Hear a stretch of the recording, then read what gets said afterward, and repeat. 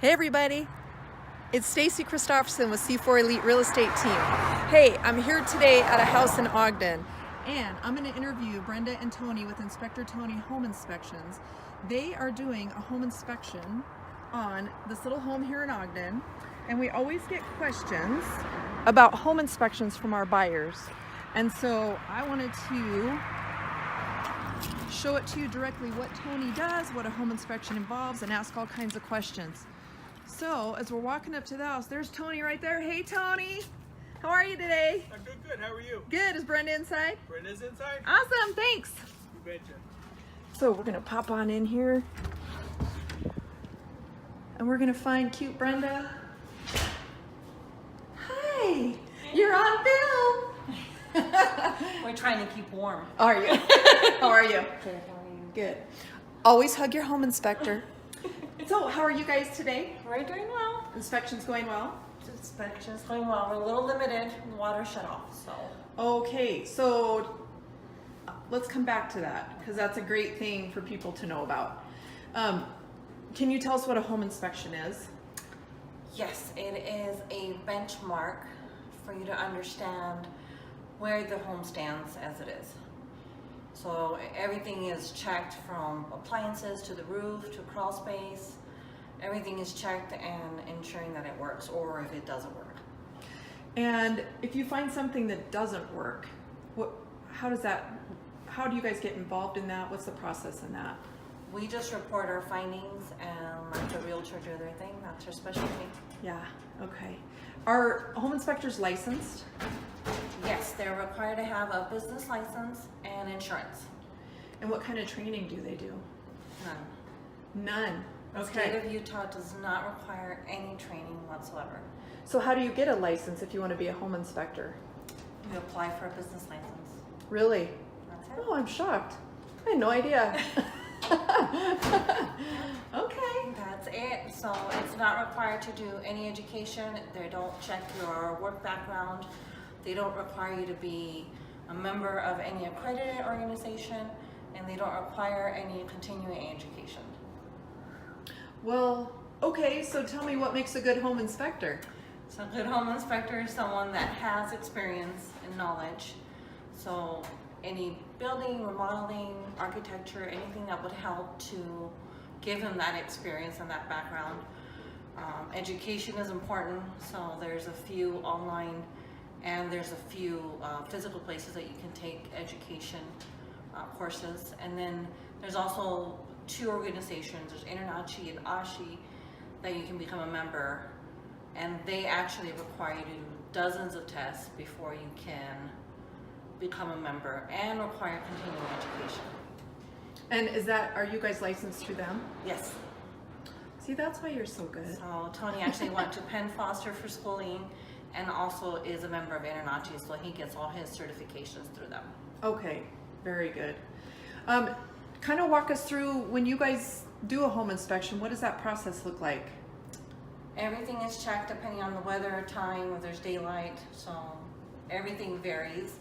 But usually we go outside and then check everything outside, come inside, check everything from operation to windows to every single electrical outlet we have access to crawl space. And this home is unique. The basement entrance is from the exterior of the home. Okay. So every home is very different. Yeah, yeah. But everything is checked, including the stove and microwave. Good. And that's apparently working. That is working. That's our heat source for today. Yeah. So you said the water got shut off. So what do you guys do in that case where you can't test faucets and hot water heaters or any of that? We let them know that we do include one free recheck. So get the water turned on. We'll be happy to come back and recheck all those items that we were unable to check today. What can a seller do to prepare for a home inspection? Make sure everything's on. All the Electricity, utilities. Yes, all the Okay. utilities. Furnace pilot is lit, water heater pilot is lit. There are liability issues, so if we start turning things on, then we become liable for those. So Sure. sellers, very, very handy if they turn those things on. What can a buyer expect when you guys are done with a home inspection? Once we are done with the home inspection, we do a walkthrough. with them. That usually takes about 20 to 30 minutes depending on any questions they may have.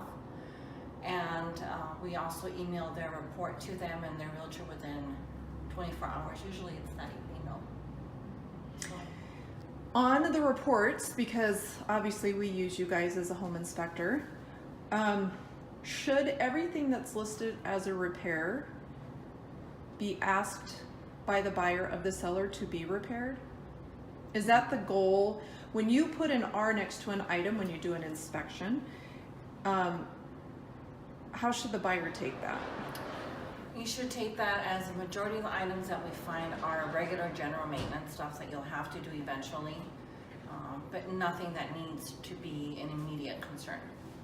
So what we tell our customers is, if you know, read over the report with your realtor, and if you have any specific concerns, anything big that you want to ask for, then that would be a good idea to ask. But usually things that we find are smaller items that you'll have to fix eventually. You'll have general maintenance items that are going to be found in any home. So what would be considered something that needed to be fixed immediately?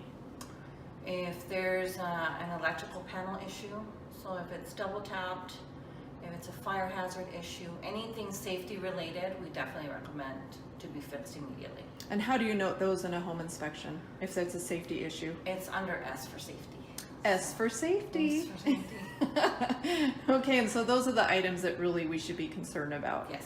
Okay, because sometimes the list gets really overwhelming for a buyer, especially first-time home buyers or just people who haven't bought a home in Utah before, and they think everything with an R next to it means the seller's going to fix it, Right. and that's not the case. No, Yeah. not at all. So Tony is great at educating the customer. You're going to find things that you'll have to fix in any home. That's just standard. Awesome. Well, I'm going to go find Tony, see what he's up to. Okay. Thanks, Sounds lady. good. Thank you. Hi. What do you want to show us today? What you working on? I'm working on the electrical panel right here. As far as I'm checking and make sure it's not, like Brenda said before, it's not double tapped. Make sure it's properly secured, what type, what the amperage is, make sure it's labeled, and basically that's it. How'd they do? They did great. Awesome. Did great. Okay, so tell us the craziest thing you've seen in a home inspection. I've seen some of your pictures, but what would you label like the craziest thing you guys have seen? Probably a snake on the roof. I think that's probably some of the craziest Like a things. no kidding piece of meat? Piece of snake. Yeah. Oh. A snake A itself. snake. Like a rattlesnake. I thought you said a piece of steak. No, steak. No, snake. S-N-A-K-E. Yikes. Snake. Okay. And that, And so- it was alive?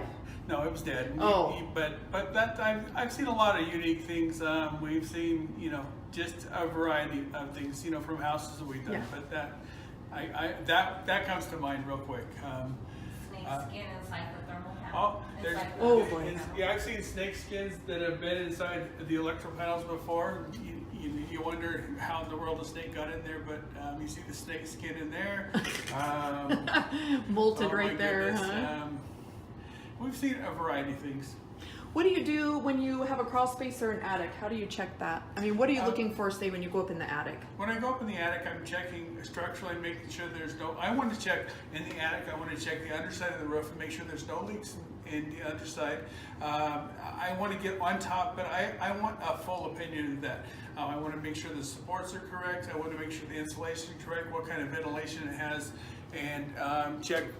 Like a lot of people over time will.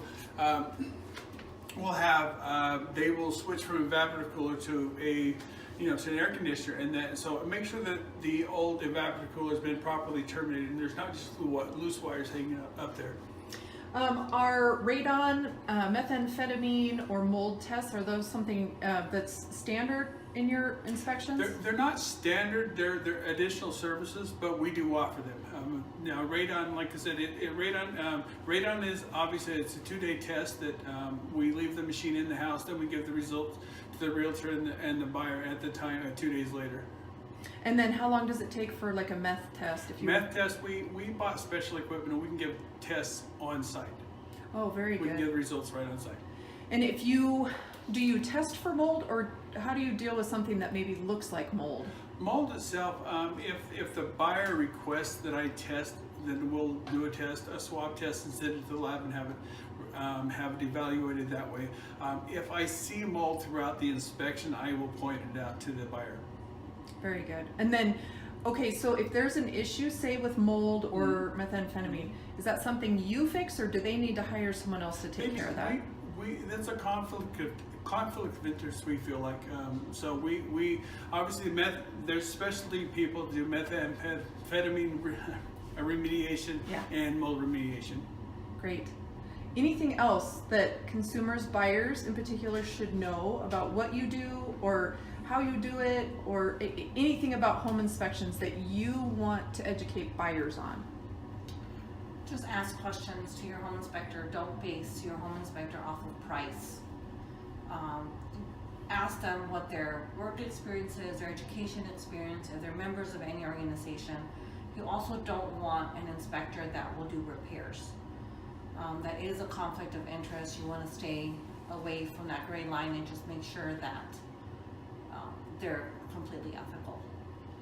And then you guys, just so you can pitch, Inspector Tony, you guys also offer a military discount? Yeah, we call it heroes discount is what we do, and that, but we do offer military and like police, fire, teachers. I mean, they're rock star careers is the way we look at it. So yes, we do. Cool. Anything else? Buyers or sellers?